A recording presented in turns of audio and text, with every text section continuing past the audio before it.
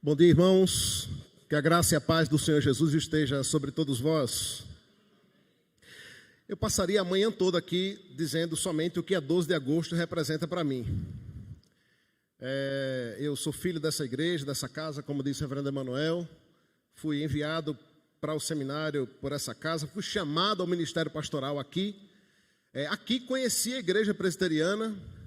Então, eu tenho amigos, irmãos, gente que mora no meu coração, e que é muito bom revê-los, ver outros. A 12 de agosto é uma igreja que está sempre chegando gente, né? A gente louva a Deus por isso. Eu louvo a Deus pela oportunidade de estar aqui. E quero dizer do meu amor, do meu carinho por essa igreja, por esse conselho, pelo reverendo Emanuel. Muito obrigado pela oportunidade de compartilhar a palavra do Senhor. Irmãos, abramos então as nossas Bíblias no Salmo de número 13. Salmo de número 13 será o texto da nossa meditação nesta manhã.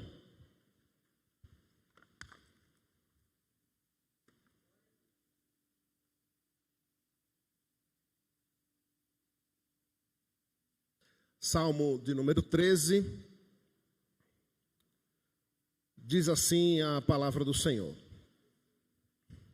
Até quando, Senhor, esquecer-te-ás de mim para sempre? Até quando ocultarás de mim o rosto? Até quando estarei eu resoluto dentro da minha alma, com tristeza no coração cada dia? Até quando se erguerá contra mim o meu inimigo? Atenta para mim, responde-me, Senhor Deus meu. Ilumina-me os olhos para que eu não durma o sono da morte, e para que não diga o meu inimigo, prevaleci contra ele, e não se regozijem os meus adversários, vindo eu a vacilar. No tocante a mim, confio na tua graça, regozije-se o meu coração na tua salvação. Cantarei ao Senhor, portanto me tem feito muito bem. Vamos orar mais uma vez ao Senhor. Deus, louvado e engrandecido seja o teu santo e poderoso nome pela tua palavra, a qual nós rogamos que o Senhor fale aos nossos corações, aplique aos nossos corações e transforme as nossas vidas através dela, Deus. Traga instrução, correção, admoestação, consolo e conforto às nossas almas. Sabemos que só o teu Espírito pode fazer isso e faz isso por meio da tua palavra. Em nome de Jesus. Amém. Do desespero à esperança. O desespero, clamor e confiança do servo de Deus. Do desespero à esperança. Esse é o tema no qual eu quero falar aos irmãos com base neste Salmo de número 13. Assim, as nossas vidas, muitas vezes, né? Nós saímos do desespero à esperança, ou pelo menos a ideia é que seja assim. Porque muitas vezes é inevitável que o desespero bata a nossa porta. Muitas vezes, diante do acumulado de problemas, que muitas vezes chegam, muito semelhante ao que aconteceu com Jó, talvez não naquela proporção, né? Mas já aconteceu alguma fase da sua vida que parece que tudo dá errado ao mesmo tempo, na mesma hora, né? E tudo fica muito ruim, tudo fica muito preocupante, e você é tentado a ser tomado pelo medo, pela angústia, pelo temor e pelo pavor. E muitas vezes não conseguimos evitar que esse desespero bata a nossa porta e queira dominar o nosso coração. Muitas vezes não conseguimos isso.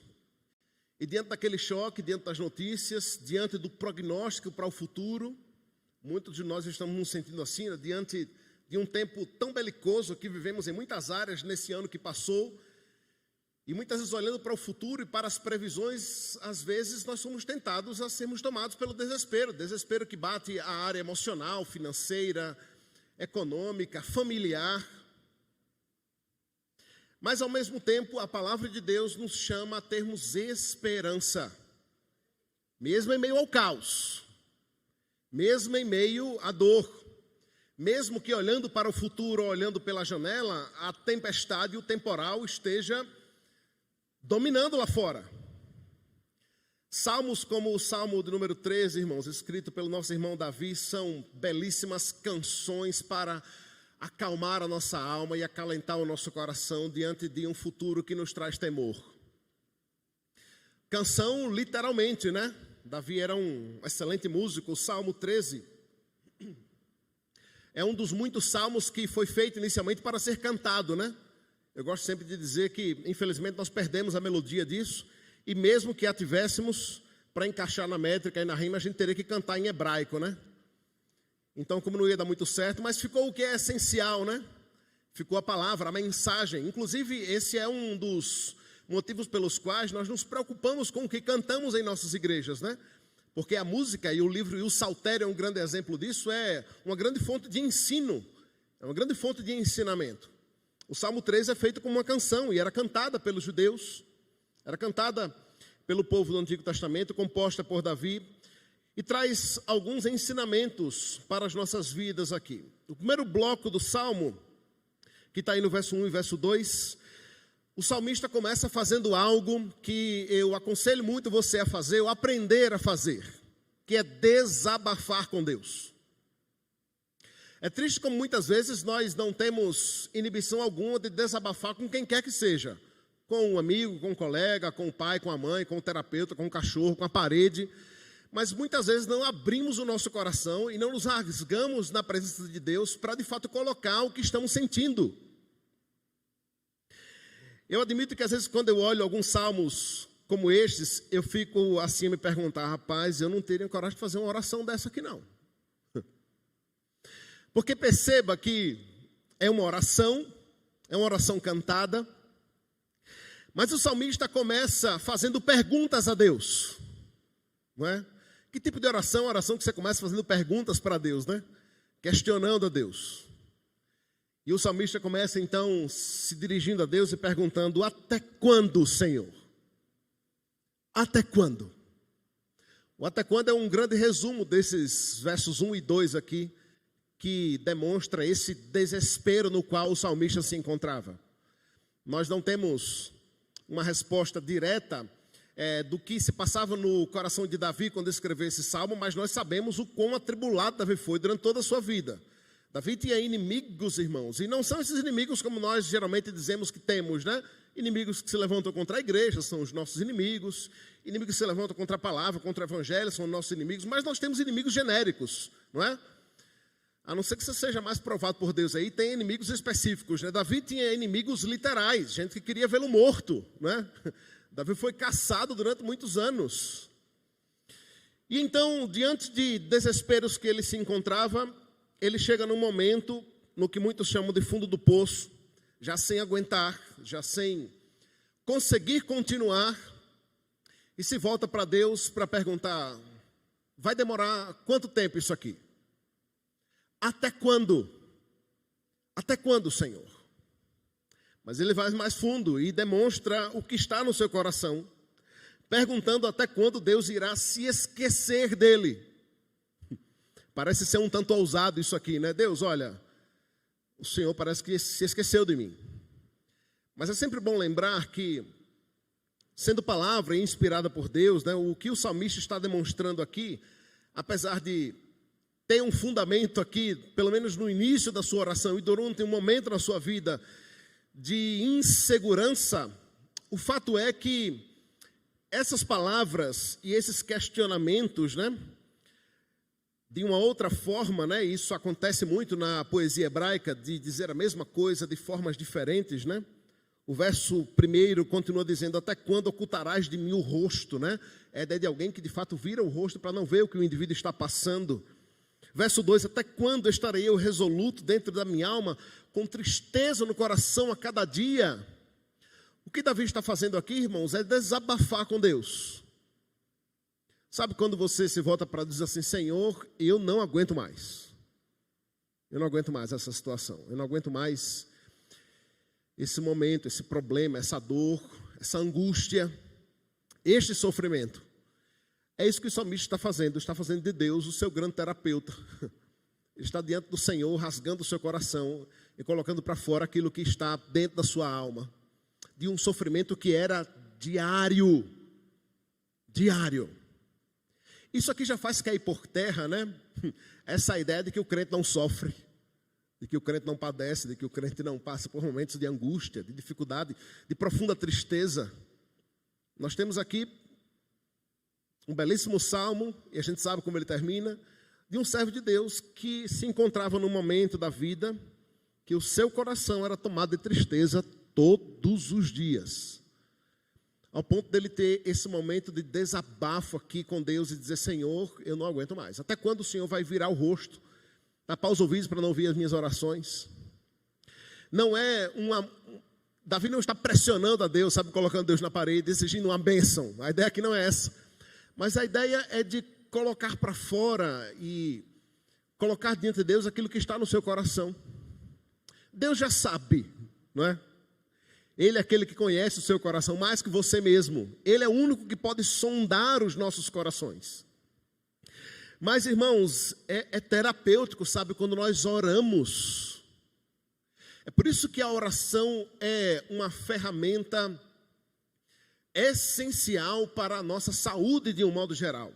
E eu não gosto dessa divisão, para a nossa saúde espiritual. Não, é para a sua saúde de um modo geral.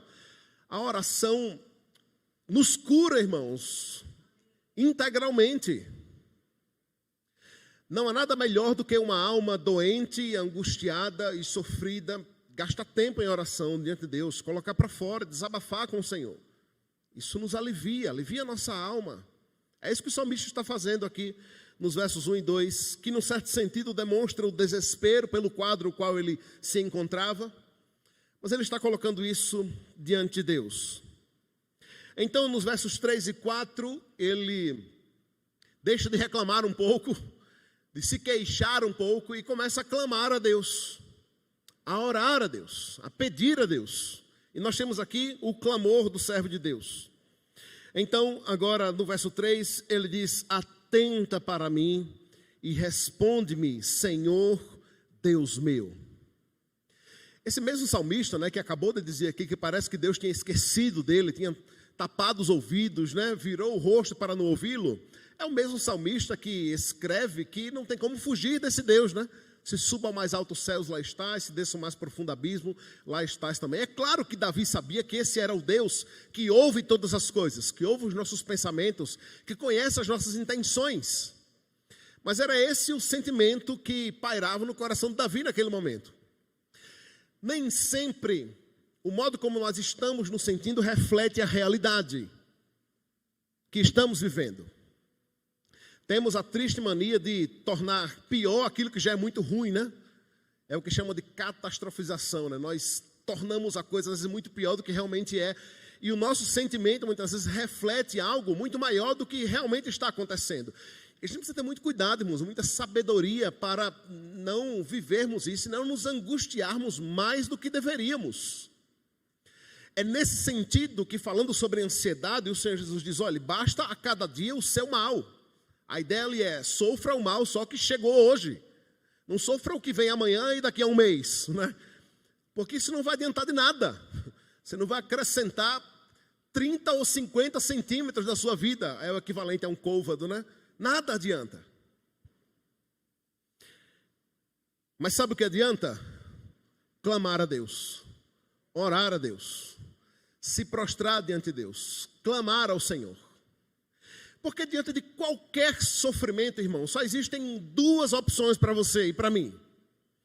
Ou o Senhor nos livra do sofrimento, nos livra do mal e transforma de modo repentino a situação, ou Ele nos dá graça, como acabamos de cantar, para que pela graça nós suportemos a tempestade, suportemos o sofrimento e suportemos a dor.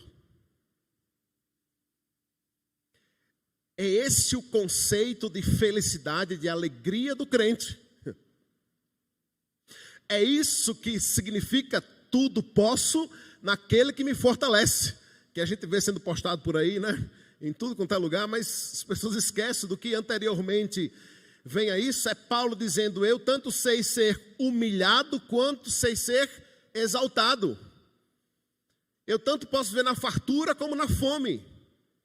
Porque em Cristo eu posso todas as coisas. Mas o que temos a fazer é clamar. É o que o salmista está fazendo aqui nos versos 3 e 4, dizendo: atenta para mim e responde-me, Senhor, Deus meu. Nós não sabemos os planos de Deus, os propósitos de Deus. E esse é um dos motivos pelos quais nós oramos. Porque o fato de passarmos por dificuldades, tribulações, lutas e sofrimentos, isso não quer dizer que a gente tem que gostar disso, não. Mas a melhor saída e o melhor caminho, de fato, é o clamor a Deus, rogando para que Deus nos atenda. Ouça a nossa voz. Ilumine os nossos olhos, é o que diz o texto. Ilumine os nossos olhos, ilumine os meus olhos, para que eu não durma o sono da morte. Davi estava passando aqui literalmente ameaças de morte, né? E há uma simbologia bíblica muito presente, essa ideia de morte como sinônimo de sono, né? É por isso que muitos até confundem com a ideia de que quando a gente morre, a gente está dormindo, né? Que não é uma realidade, mas porque muitas vezes na Escritura o sono é essa ideia como sinônimo de morte, né? E a luz, né? Ou estar acordado com os olhos abertos é sinônimo de vida, né? Por isso aqui a analogia na poesia hebraica do salmista dizendo: ilumina-me os olhos para que eu não durma o sono da morte. Davi estava ou vivendo uma fase da sua vida de doenças muito graves e ele enfrentou isso, ou as próprias ameaças de morte, né? E não tem como não olhar para isso aqui e não lembrar, né, do ainda que eu ande pelo vale da sombra da morte, não temerei mal nenhum, porque tu estás comigo. Olha, irmãos, como é triste muitas vezes ver como nós esquecemos isso de modo muito prático. E nos deixamos temer, nos deixamos ser tomados pelo medo, pelos pavores, pelas angústias, pelas más notícias. E por algum momento nos deixamos esquecer das excelentes notícias que o Evangelho nos traz, desse bom pastor que está conosco em todos os momentos. É muito interessante ver o quanto a Escritura, não só no Salmo 23, aqui também no Salmo 13, verso 3, nos leva ao limite do medo, né? Ou ao limite do temor. Talvez seja o maior temor do ser humano, né? Ou aquilo que lhe traz mais dúvidas, mais incertezas, que é a hora da morte. Mas a Escritura é muito clara dizer que até mesmo quando chegarmos neste momento, até mesmo quando esta ameaça chegar a nós, quer seja através de situações diversas da saúde, ou seja lá de qualquer coisa que seja, nós devemos confiar no Senhor e clamar a Ele. O clamor de Davi se estende aqui mais especificamente para que os seus inimigos não prevaleçam contra ele. Diz o verso 4, para que não diga o meu inimigo, prevaleci contra ele, e não se regozije os meus adversários, vindo eu a vacilar. Se estivermos defendendo, irmãos, as causas certas, se estivermos defendendo os propósitos corretos, e estes emanam da Escritura, os nossos inimigos, na verdade, não são nossos inimigos, são inimigos de Deus. E o contrário também é verdadeiro, né? Os inimigos de Deus são os nossos inimigos. Mas isso só acontece quando de fato estamos respaldados na palavra, na Escritura, e naquilo que a Escritura diz o que devemos e não devemos fazer, como devemos e não devemos viver. É por isso que, em última instância, nós nos submetemos a ela, e somente a ela. Davi temia, de fato, a sua morte, temia os seus inimigos, temia as dificuldades e os problemas. Mas vai acontecer aqui agora, a partir do verso 5, uma inversão que acontece muito no livro dos Salmos. Que muitas vezes mais se parece que a primeira metade de alguém pessimista e cheio de dificuldades escreve, e a outra metade, alguém vivendo na bonança e muito otimista escreve. Ou no mínimo alguém com algum tipo de esquizofrenia espiritual, porque a mudança de humor, a mudança de confiança é muito grande, mas é exatamente isso que acontece conosco. Porque por mais que o desespero, como eu disse no começo, muitas vezes bata a nossa porta, nós não podemos deixar que ele nos domine. Em meio aos medos, às dificuldades, às lutas, às tribulações, a nossa atitude deve ser, muitas vezes, de tomarmos aquele choque, aquele impacto inicial, né? Mas logo nós paramos, refletimos, olhamos para a palavra, olhamos para a Escritura e voltamos ao centro, voltamos ao controle, dominamos a nossa mente no Espírito, dominamos o nosso coração no Espírito e respiramos fundo, descansando em Deus. É isso que o salmista vai fazer aqui agora.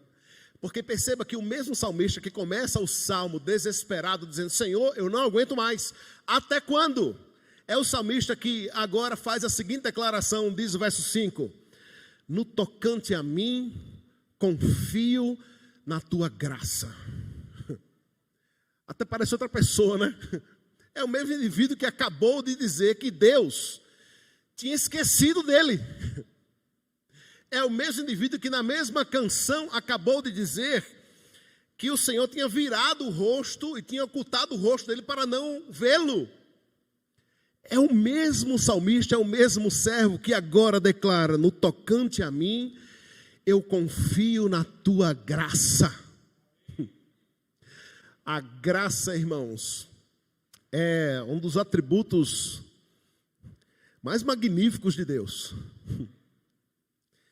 É a manifestação real e prática do amor de Deus para conosco, dando-nos tudo aquilo que nós não deveríamos receber, tudo aquilo que nós não merecíamos receber. De vez em quando é comum nós quando passamos por dificuldades, alguém dizer, né, diante de uma luta grande, alguém dizer assim: rapaz, olha, eu não mereço passar por isso, eu não mereço tal humilhação. E não, quem disse que não? Você merece sim. Na verdade, eu e você merecemos todo e qualquer sofrimento que passamos nessa vida. E digo mais, você só não passa por mais e muito mais pela graça de Deus, que superabunda na sua vida. É só por isso. E eu não tenho dúvida alguma que essa graça, e a Escritura mesmo nos afirma isso, ela é muito maior na minha e na sua vida enquanto servos de Deus do que na vida do ímpio. É a essa graça que o salmista evoca agora para dizer aonde de fato está a sua confiança. Sabe o que o salmista está fazendo aqui, irmãos? Ele está nos dando uma excelente lição de como lidar com os problemas. Você olha para o problema, muitas vezes sim, é tomado de desespero, de medo, aí depois você para de olhar para o problema e olha para o seu Deus. Olha para a graça de Deus. Aí sabe o que vai começar a acontecer com o seu coração? Seu coração vai começar a ser inundado de uma paz que excede todo entendimento. Lembra da antiga canção? Essa paz que eu sinto em minha alma, não é porque tudo em mim vai bem. É uma paz que excede todo entendimento, que é manifestada por meio dessa graça, a qual nós de fato confiamos. Confiamos nessa graça que já nos alcançou, a qual você não fez nada para alcançar, nem precisa fazer nada para ter mais, não é? Porque, e Paulo diz, né, se de fato você precisa fazer alguma coisa, já não é graça. Porque a graça é justamente esse favor imerecido, esse presente que você não deveria e não merecia receber. Mas mesmo assim você recebe. E é claro que a maior manifestação dessa graça é o próprio Cristo, que veio para nos livrar do sofrimento eterno. E essa é a maior bênção a qual nós podemos receber. Então, num exercício que o salmista também fazia muito, que era de conversar consigo mesmo, ele se volta para ele mesmo, quase que olhando no espelho, e diz: regozije-se o meu coração na tua salvação. O coração do salmista estava precisando de regozijo, de alegria, de renovo, de paz, de contentamento em Deus. Em parte ele está confessando pecados aqui. Ele já fez isso deixando claro o quanto o seu coração estava atribulado, turbulento, tentado a ser dominado pelo medo, pela incerteza, pela insegurança. Mas agora ele se volta para ele mesmo e diz: no tocante a mim, eu confio na tua graça. Isso aqui não é uma mera confissão positiva, tá, irmãos? Mas é uma declaração de alguém que passada a turbulência, ou mesmo em meio a ela, para meditar na sua fé e no seu Deus. E se agarra nessa graça divina que vem do Senhor mesmo por meio de Cristo. Então, voltando-se para ele mesmo, como ele já fez outrora, né, quando disse: por que estás abatido, ó minha alma? E por que te perturbas dentro de mim? Espera em Deus. Irmãos, a gente poderia fazer mais esse exercício, sabe, de conversar conosco mesmo. Esse é o sentido da meditação, né? Os coaches modernos e outras linhas aí acham que esse negócio de meditação foi descoberto agora no século XXI, né? Isso é algo milenar, né?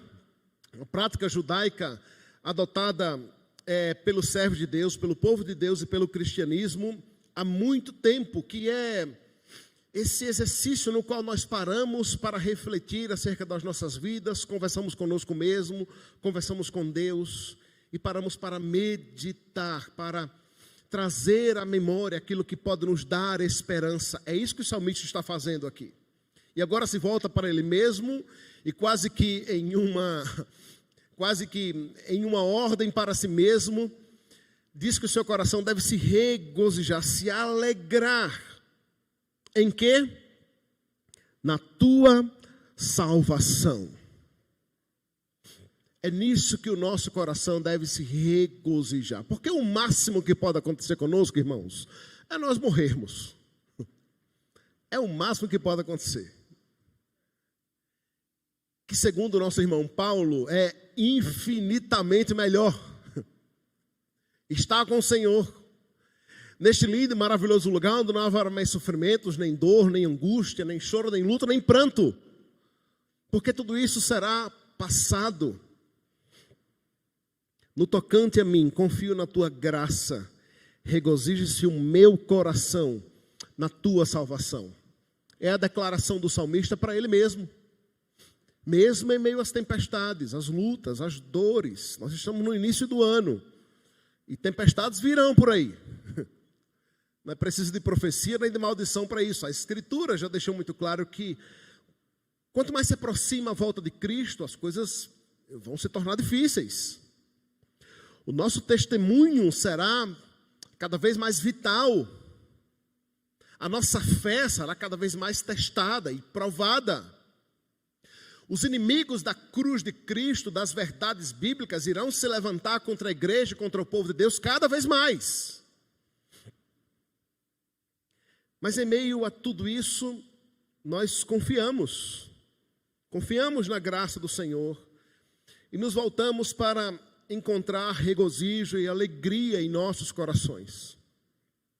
Irmãos, quando nós entendemos isso, que o nosso contentamento, a nossa alegria, a nossa felicidade, a nossa paz não depende de nada que está ao nosso redor. Quando nós conseguimos viver isso de modo prático, nós de fato podemos experimentar essa paz que excede todo entendimento, que não pode ser explicada. No meu segundo ano de ministério, eu tive que fazer o meu primeiro ofício fúnebre de uma irmã da igreja que lutava com câncer há cerca de 2 anos. Quando eu cheguei na igreja, no primeiro ano ela esteve bem, e no segundo ano meu na igreja, né, lá em São Paulo, ela esteve bem debilitada. Eu ia visitá-la quase que semanalmente. E nas primeiras vezes que eu ia, você vai visitar alguém que já está desenganado pelos médicos, esperando o dia de partir, você já vai acabado, né? Destruído, né? E as primeiras vezes que eu cheguei lá, eu chegava lá, rapaz, triste, abatido e tal, rapaz, vou lá visitar minha irmã. Rapaz, chegava lá, nós falávamos de tudo, menos do câncer dela. Era uma alegria, ela fazia café, bolo, a gente ria junto, contava piada, cantava, lia a Bíblia. O tempo foi passando e ela foi ficando cada vez mais debilitada, mudou para o interior. E aí a filha dela me ligou, disse: pastor, vem aqui em casa que eu acho que essa semana a mamãe deve partir. Nós fomos lá com um grupo da igreja, fizemos um culto. Ela participou do culto, participou da Santa Ceia. No final, que estávamos indo embora, ela mandou me chamar de volta. E ela disse: pastor, eu quero escolher os hinos e os cânticos que vai cantar no meu ofício fúnebre. Mas ela disse isso com um sorriso no rosto e uma paz contagiante. E nós escolhemos ali os textos e os hinos que foram cantados na semana seguinte, que o Senhor a levou, e eu voltei lá para fazer o ofício fúnebre dela. Sabe o que é isso, irmãos? Isso é um breve testemunho de que é possível viver essa paz que excede todo entendimento, mesmo passando pelo vale da sombra da morte. Muitas vezes nós olhamos para as dificuldades que nós enfrentamos e queremos justificar a nossa falta de fé, a nossa desconfiança, o nosso temor. Bom, já começa do fato de que temos extrema dificuldade em admitir que é falta de fé, que é falta de temor, que é desconfiança em Deus. E de fato é. Isso acontece sempre que deixamos o nosso coração ser dominado pelas preocupações, pelas angústias, pelo estresse, pela ansiedade, pelo medo.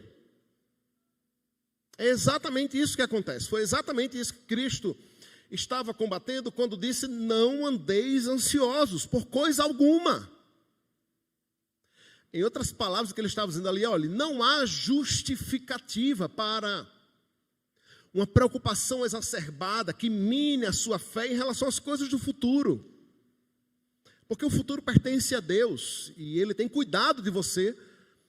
Ele cuida das aves do céu, imagine você. Tudo isso pode ser resumido quando o salmista diz no verso 5, no tocante a mim, eu confio na tua graça, por isso o meu coração deve se regozijar. E aí, como um bom músico, ele não poderia terminar de forma diferente, né? No verso 6 ele diz: cantarei ao Senhor, porquanto me tem feito muito bem. A música e os crentes, a música e o povo de Deus sempre tiveram uma ligação muito forte. É por isso que se é culto, tem que ter música. Não dá para ter só música, né? Mas tem que ter música, sempre teve, irmãos. Aliás, para ser justo, né? Davi é um dos grandes responsáveis por introduzir a música no culto a Deus. Mas o fato é que, sendo Deus esse grande músico, né? Sendo o grande Deus o músico, né? O criador dessa arte magnífica a qual nós amamos, Ele nos deu isso de presente também como um refrigério para as nossas almas, também como uma grande ferramenta de louvor, de adoração, de conforto. Quantos não têm testemunhos? Quantos não têm aqui uma música favorita, né? Aquela que toca o coração? Quantos talvez não farão, né? Como fez a nossa irmã de: olha, rapaz, eu digo isso direto à Aline, aos amigos: rapaz, quando eu morrer tem que ser essa listinha aqui, eu já tenho um playlist pronto já, né? Porque a música de fato tem esse poder, não só por aquilo que ela expressa através da melodia, da harmonia e tudo que a forma, mas no conteúdo dela. A gente precisa cantar mais, irmãos, louvar mais ao Senhor. É triste como muitas vezes você está assim cantarolando, né? É muito comum alguém chegar e dizer assim: olha, está feliz, né? Não é comum isso, quando você está cantando, alguém perguntar se você está feliz? A gente deveria usar música em todos os sentidos, né? Para você poder responder assim: olha, está feliz, né? Não, rapaz, não estou não. Na verdade o negócio está difícil.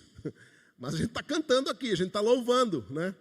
É bem verdade que o cantarei ao Senhor, porquanto me tem feito muito bem, do salmista aqui, tem uma abrangência maior do que a música. A ideia de cantar ao Senhor é essa ideia de reconhecer, né, de forma verbal e literal, audível, as bênçãos do Senhor. É de fato a ideia de, através dessa ferramenta, trazer à memória aquilo que nos tem dado a esperança. E a música é uma excelente ferramenta para isso, irmãos, porque muitas vezes nos falta fôlego, né, para orar, nos falta desejo de ler a Escritura, de ler a Bíblia. Ouça boas músicas, põe lá para tocar um louvor e louve junto, adore ao Senhor junto. E Deus nos renova através disso, né? Cante, louve ao Senhor. Seja edificado também por esse meio.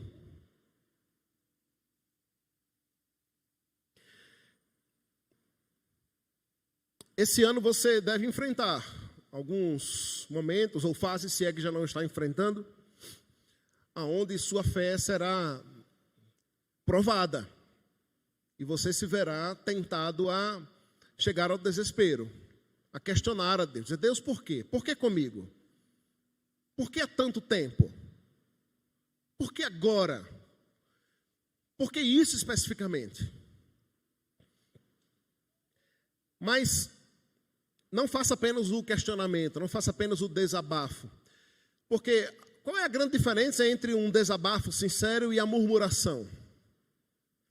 É que o desabafo, apesar dele parecer uma espécie de murmuração, o indivíduo está ali se queixando do que está passando, né? Ele está ali abrindo o coração diante do que ele está enfrentando, é que o desabafo não para no desabafo. Ele prossegue, como nós vimos no Salmo, e ele termina com essa declaração de confiança no Senhor. E a queixa, a murmuração é só mais uma reclamação para com Deus. Que muitas vezes é só o que fazemos e paramos ali. Não trazemos à memória aquilo que nos dá esperança, não lembramos das muitas bênçãos que recebemos no passado, no presente, não reconhecemos a grandeza, a soberania e o poder de Deus e só sofremos com isso. Só adentramos mais nessa grande areia movediça que podem ser as angústias. Mas que em meio a essas lutas que estão aí ou que virão, que nós possamos, como salmista, irmãos, declarar nossa confiança em Deus. Declarar nossa confiança no Senhor. Para isso, é necessário que você esteja firmado nas Escrituras, na palavra de Deus. Para isso, é extremamente importante que você esteja aqui, junto do rebanho, sendo pastoreado, sendo cuidado, sendo acompanhado. É triste que muitas vezes, em meio a grandes problemas, angústias, tribulações, dificuldades, a gente chega para o irmãozinho e diz assim, rapaz, o que está acontecendo? Pastor, não, é que a gente tem passado algumas dificuldades, algumas tribulações e tal, a gente está meio afastado, está meio distante, né? Mas logo agora, né? Mas logo agora que você devia estar lá, né? Isso aqui é lugar de cura, irmãos. Não aqui, né? As 4 paredes aqui que nós estamos vendo, né? Mas esse ajuntamento, esse momento no qual nos reunimos, cantamos, louvamos ao Senhor. Deus age de forma sobrenatural em nossas vidas. Traz a sua palavra aos nossos corações. Que nós possamos dizer isso a nós mesmos. Quando sozinhos, somos muitas vezes tentados a sermos dominados pelo medo. Pela ansiedade, pelas preocupações. Que possamos lembrar a nós mesmos o Deus a quem servimos, o Deus a quem nós confiamos. Que possamos encontrar regozijo e paz, mesmo em meio às lutas. Sabe por que tudo isso é possível? Porque o Senhor Jesus, Cristo, conquistou isso por nós na cruz do Calvário. Ele garantiu essa paz que excede todo entendimento. E nós temos o controle e o domínio sobre as nossas emoções, sobre os nossos sentimentos, pois somos guiados pelo Espírito. E se somos guiados pelo Espírito, que possamos também andar neste Espírito. Que Ele mesmo nos guie, irmãos, nos livre diante dos muitos desafios que teremos este ano. Que possamos colocar a nossa confiança, a nossa certeza e a nossa segurança apenas nele e somente nele. Vamos orar mais uma vez ao Senhor. Deus, louvado e engrandecido seja o teu nome, porque o Senhor é nosso refúgio e fortaleza. O Senhor é nosso socorro, bem presente na hora da tribulação. Ó Deus, nós não tememos o futuro, porque ele pertence ao Senhor. E o Senhor garantiu que tem cuidado de nós. Ó Deus, por mais que os prognósticos e os diagnósticos e as previsões, Deus, para o futuro no mundo, no nosso país, na economia, sejam ruins, nós descansamos em Ti. Porque a nossa confiança não vem de homens, não está em homens, não está em pessoas, não está em sistemas, mas no Senhor. A nossa pátria não é aqui, a nossa pátria é celestial, e é nela que está a nossa esperança. E por isso, Deus, nós descansamos em Ti e declaramos, assim como o salmista, que a nossa confiança está no Senhor. Que o Senhor de fato seja o nosso refúgio, a nossa fortaleza, o nosso Deus forte, Deus, em quem nós confiamos. Deus, eu quero rogar ao Senhor em especial, Deus, pela vida dos meus irmãos que aqui estão, aqueles que acompanham pela internet, que se encontram, Deus, fracos, debilitados, tristes, angustiados, que talvez como salmista, Deus, estão com a impressão de que o Senhor não tem ouvido suas orações. Muitas vezes têm a impressão de que o Senhor não tem olhado, Deus, por eles, nem para eles. Que o Senhor, Deus, tenha misericórdia destes irmãos e irmãs. Que o Senhor fortaleça a fé, os levante, os erga, Deus, pela Tua palavra. Os anime, Deus, para a Tua glória e por meio da Tua graça. Continua usando essa igreja, Deus, os pastores e presbíteros, Deus, e cada um dos irmãos, nesse grande pastoreio mútuo, Deus, de cuidado que devemos ter uns pelos outros.